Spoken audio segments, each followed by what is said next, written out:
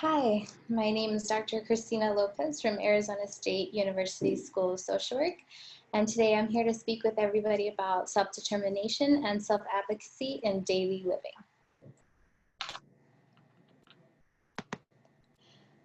So I'd like to start out with a bit of introduction of who I am, what I do, and why I do it.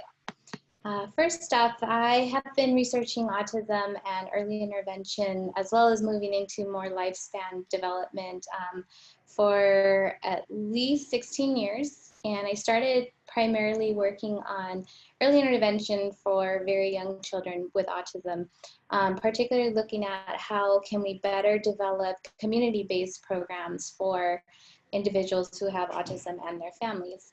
What I started to notice, though, actually very quickly when I had been working for the Los Angeles Unified School District, which is where I'm from LA, California, is that, there was a very significant disparity in the services and supports that Latino children were receiving compared to those children who were primarily from white middle-class families.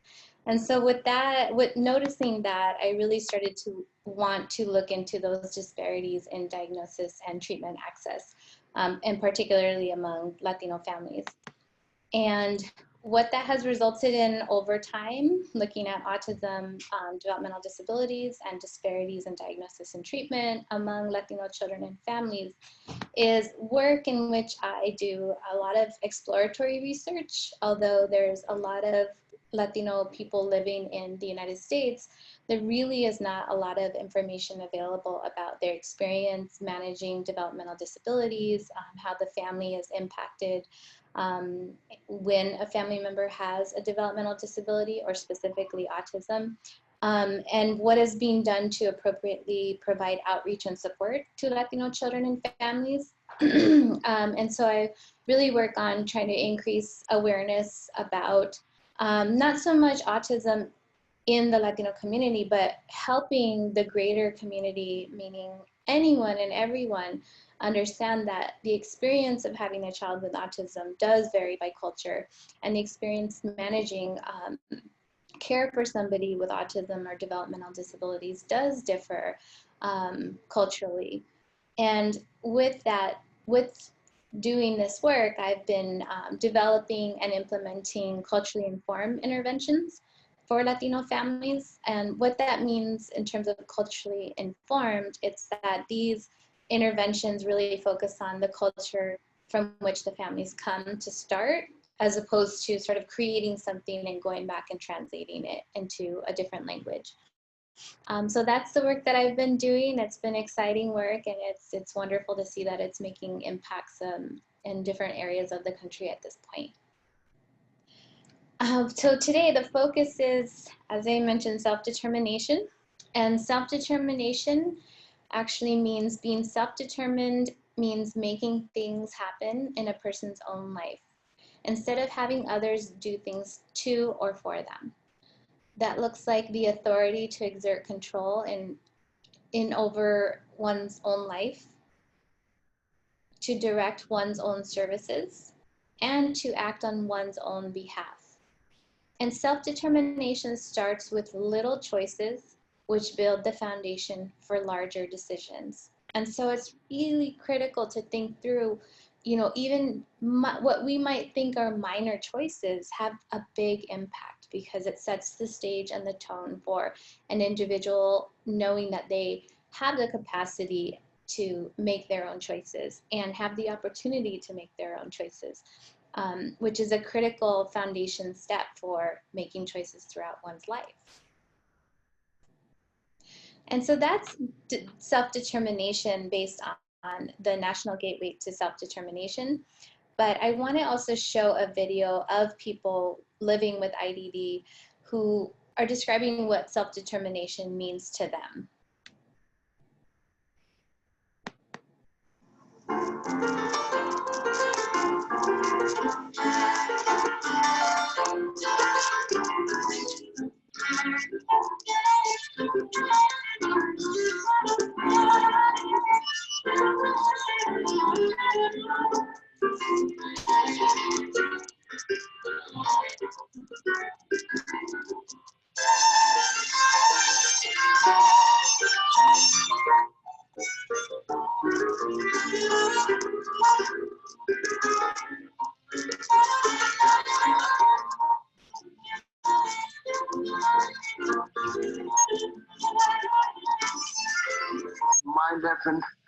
My definition of that is being able not only to be independent, but to be able to make the decisions necessary to live the life to the fullest of my choosing.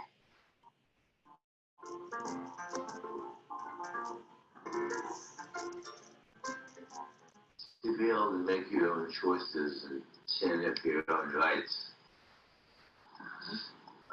Sometimes, as a person with a developmental disability, people want to make a lot of your decisions for you if you're not careful. Maybe, you know, I have a very independent spirit, so I don't really let people make decisions for me.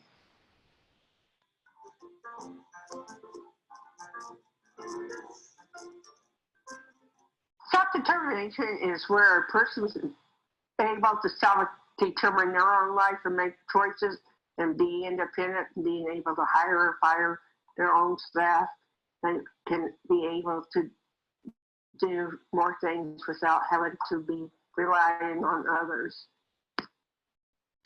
I'm one of those examples. I tried to do a lot of my independent stuff by myself without too much dependency. But there are times that I do need help, like when I need to get better nutrition or better choices in life. The other thing I could say about self-determination is that people get to speak up for their rights, and they'll be able to speak up to anybody politically or just in the state.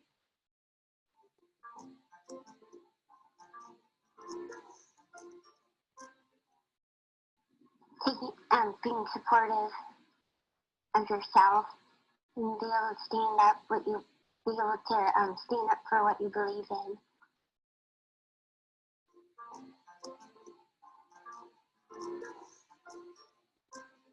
I like to say it both ways, my team and me, but the big focus is the person that it's about you. So the big part of self-determination is the self part, and the self part is you. The concentration is you, because the team is looking at you as the spotlight, as the example of who you are, and continuing to stay healthy, the way, not just how they want it, but how you want it. And if you want to be that example and be in the spotlight, to show and act like it and know who we are, that we can do it. If I can do it, you can do it too.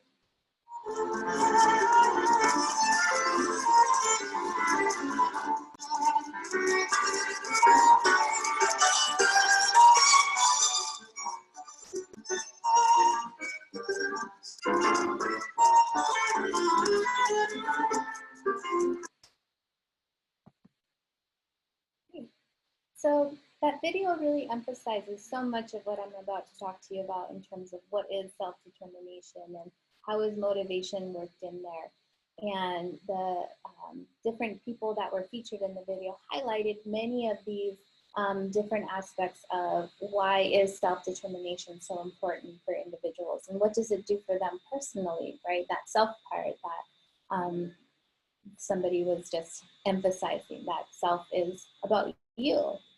And so self-determination is really linked to this idea of motivation. And motivation indicates that, you know, these are things that move us to do something. Motivators move us to do something. And we have all different types of motivation, or there are different types of motivation that exist. Motivation feeds into 3 basic psychological needs that have been identified. At the bottom of the screen, you can see that there's competence, autonomy, and relatedness. So competence is extremely important to wellness, and it's this idea that you have a mastery over the things that are important to you. Autonomy is about your own self-endorsed behavior and choice. And it's the idea that you feel like you can make a choice, and that you can at some point be fully behind the thing that you are doing. And then we have relatedness, and that's that feelings of being cared for, feelings of being connected to others, a sense of that you matter or I matter, and a sense of belonging. And so once you have all of these at their highest level, that's when we can talk about this deep level of motivation. Let's start at the top just to go over. So what's the why that I'm doing something? At the top we have, I don't care. That type of motivation is a motivation. It means you just don't care, you're not into it. And so what that means for self-determination is that you're less self-determined. When you're doing something that you don't care about, you don't want to be doing it, you're amotivated and you're less self-determined. And then you work your way through to intrinsic motivation. So another why is my boss is making me. Well, that's an external force, right? You know you're going to get in trouble if you don't do what you're doing. So you're still not fully self-determined because that is, or you don't have a lot of self-determination because it's somebody else controlling what you're doing. Another why, I feel guilty if I don't. Well, that's introjective. You know that you got to do this, but you're not doing it for you. It's doing it to get rid of some negative feeling. So still not so much self-determined. Another why, I want to improve my knowledge. Well, now you have an identified motivation. You know that you want to do this because it's going to enhance that knowledge area. So you're interested, you're not totally invested, but you're interested. And then it's part of who I am. That's integrated. You've worked in that thing that you're doing with what's important to you. And so that's leading you even more to more self-determination. And then lastly, why are you doing it? Because it's fun. I love exercise. This is the best. Not, well, if I exercise, then I won't be heavy. It's fun. I love it. I love to play soccer. I love to go hiking.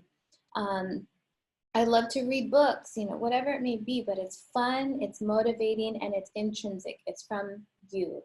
And that is where we land with more a very high level of self-determination in the intrinsic area of motivation.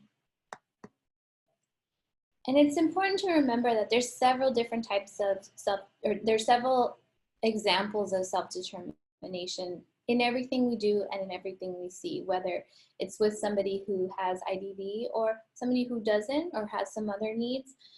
So some examples of self-determination in the community, that includes learning how to ride the bus or use some other forms of transportation or participating in social groups.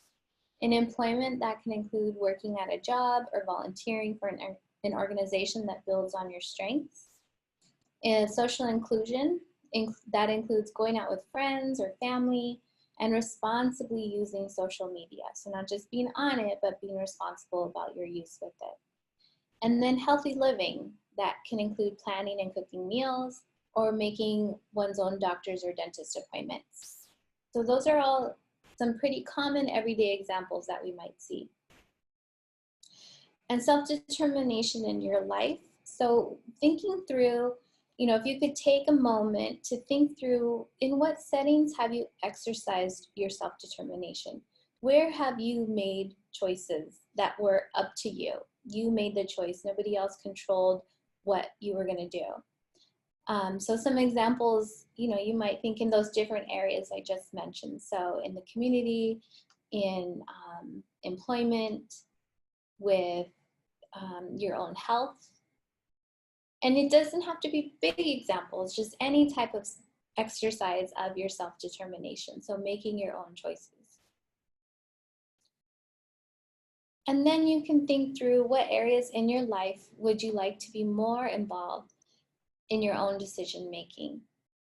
And so perhaps the last time, you know, you went to a doctor's appointment, somebody else made a choice for your care, even though you were trying to, but you didn't really feel like you made the choice. You know, is that an opportunity for you to begin to initiate some more self-advocacy in order to be more involved? And so really, this is just a quick exercise, but to think through what can you do to be more involved in your own decision making. And then, because there's definitely that relatedness, right, of self-determination, how can others in your life support you? What is it that the people around you, and that could be a caregiver, that could be a service provider, that could be a doctor, anybody, what is it that they can do to help support you in your life as you are finding your way to have greater self-determination? And I brought up advocacy because self-determination and self-advocacy are definitely linked. And people with IDD and DD have rights to self-determination and advocacy. And these are clear rights.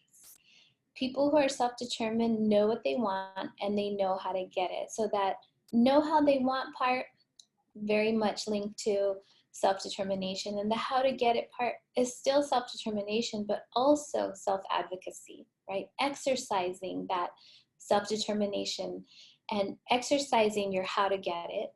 That means that you're able to choose and set goals and then work to reach for them.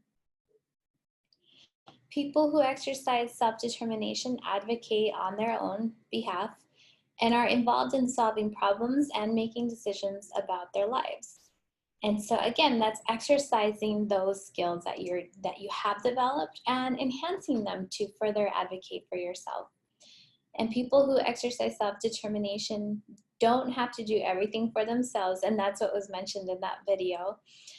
They do make or cause things to happen in their lives that improve the quality of their lives. That can mean asking for help when you are not able to do something completely independently. That does not mean you're not practicing self-determination. It means you've made a decision to ask for the help to support your quality of life. And what is self-advocacy? Well, self-advocacy has all of these different components. In the middle, you can see self-advocacy and what feeds into self-advocacy. First off, understanding yourself. So that's really getting to know who you are, and I'll walk you through an exercise that can help you to get to know yourself better. Know your rights. What are your rights in terms of accommodations and supports and services? Know how you can qualify for disability rights. And so that really gets down to the law and legal terms, so that people, you know, people tend to take people who sound like they know what they're talking about a lot more seriously, right? So if you're using the terminology of disability rights, it can actually help you get a lot farther in advocating for yourself. And learn about self-advocacy and practice your skills. And so that's part of what we're doing a little bit today, is learning about what is self-advocacy and how can I work on practicing them. Self-advocacy also includes speaking up for yourself in whatever form that you may use to speak up for yourself, staying informed, knowing your rights, finding support, problem solving, that idea of practicing self-determination, and asking for help. So again, all of these lead to are components of self-advocacy. Who is a self-advocate? A self-advocate is a person who can advocate in a manner that promotes his or her ability to complete their daily living activities, whether that be at home, in medical settings, at school, or in the workplace. And so that means really it's anybody, right? As long as you're exercising your rights and advocating, you are a self-advocate. Self-advocacy in you. So thinking similarly to what we went through when we looked at the self-determination area, in what settings have you practiced self-advocacy? What tools do you use to self-advocate? Like, all those different tools include things like, you know, are you writing letters to, you know, advocate for something for you, or are you making phone calls, are you sending emails? Those are some basic things that can be done, but it takes a lot of energy and effort. And so, you know, there's a lot of tools embedded in those actions. And so what are you doing, or what tools do you use to self-advocate? In what areas of your life would you like to increase your self-advocacy? And again, it's that thought of, has there been a space where you have tried, or you have been successful, but perhaps you want to do a better job next time, or have, or just strengthen your skills in self-advocacy to, you know, produce that outcome that really feeds into your quality of life.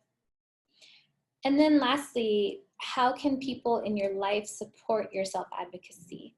And this is your opportunity to think through, what is it that I need to be a better self-advocate? Because you can work on you, but you can also help the people around you understand what they can do better. Quick tips for self-advocacy. We definitely want to make sure that we're working on knowing ourselves better, have a positive attitude, communicate clearly, be assertive and cooperative. And in the next couple slides, we're going to go through each one of these. First off, getting to know yourself. You want to really think through, what are your strengths? What is it that your disability is, specifically by definition? Your qualifications, like what skills do you have that can help you with self-advocacy? You know, are you somebody who likes to get involved in things? Are you somebody who can, you know, explain how you feel, or whatever it is, that's something that's a strength that can help you as you move forward with trying more self-advocacy. You also want to understand your limitations. Limitations can help you to better understand what will be the appropriate accommodations that you might need in different settings. And that also feeds into your responsibilities. So what is it that you as an individual should be personally responsible for versus handing it off to a caregiver? And then accommodations, the specific accommodations that you need to support your success in everyday living. So these are all very important areas to explore in order to really get to know yourself. Self-advocacy and communication, this is what I meant by knowing your disability. So you want to make sure you use the term disabled, given that it's right for your, it's the key word for your right to accommodations. And there's a very clear difference between difference and disabled. Difference is not a legal term that can be supported for your right to something.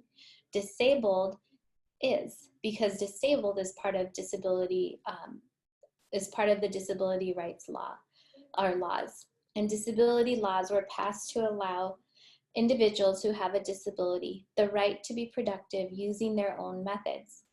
So when you say, I have a disability, and you can briefly define your needs and the immediate problem and solution in words that are familiar to the general public, you're really ready to be a successful self-advocate in disability-related situations, because you are able to articulate or let people know exactly what it is that you have, which explains why you need these accommodations. It does not mean you have to tell everybody about your disability, but in situations where it's linked to your rights, that is a situation that would, I would encourage you to disclose as needed to advocate for your rights. Examples of self-advocacy. In the community, this includes understanding your transportation needs, learning how to use the bus or travel app, using them when you need to get somewhere. And so those are all those areas of, you understood what you need, you learned, you looked into the different things that you can do on your own, And that meant learning how to use the bus or travel app. And that comes with some support, right? You might sit with somebody who helps you learn how to use the bus. You might follow some videos. You might do something that requires other people to help you. And then you're able to use them when you need to get somewhere. And then in employment, knowing what you're good at and interested in, that helps you to seek a job that supports those areas. And then the next step, if you secure that job, is to communicate with the employer what accommodations you need to be successful at work, right? So you really, if you absolutely love baking, and I love baking when I'm not working in my academic job, but if I wanted to go work at a bakery, you know, I'm like, oh gosh, I'm good at this. I go talk to somebody at the bakery. But at the same time, what if I can't stand on my feet all day because I hurt my hip, or maybe I have a hard time concentrating because I've had a brain injury in the past?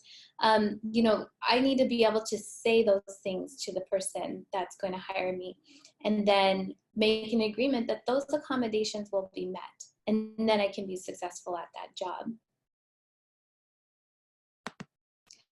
Supporting, and then here's the role of the relatedness part of self-determination is there's caregivers. There's many caregivers that individuals with IDD and DDD or DD work with.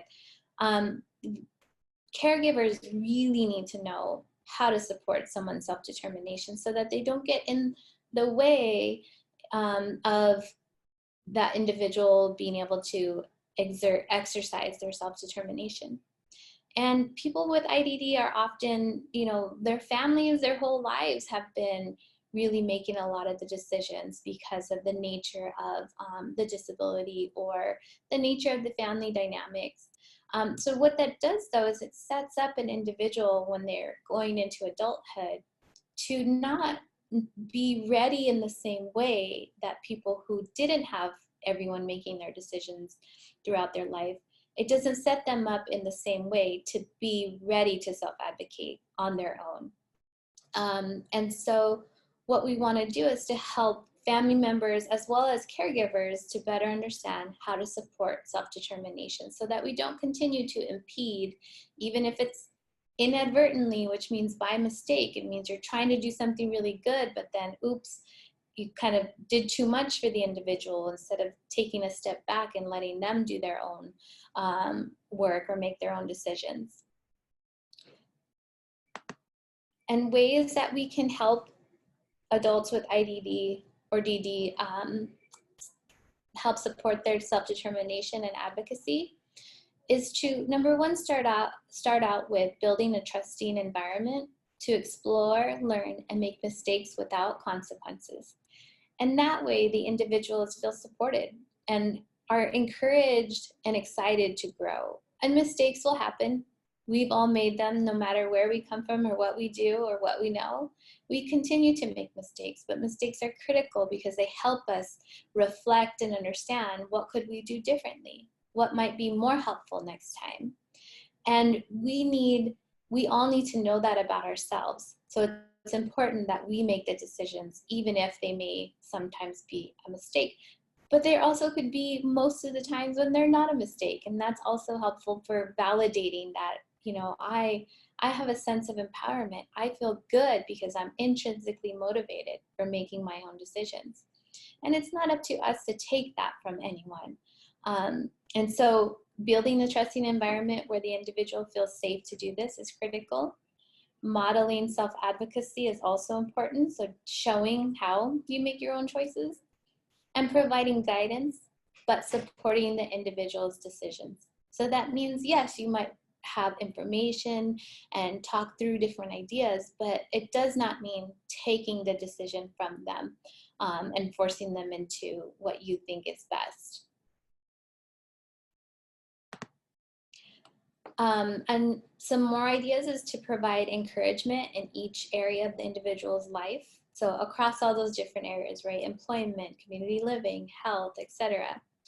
Provide a clear line of respectful communication so the person with IDD or DD feels comfortable going to you or others if they have questions or concerns.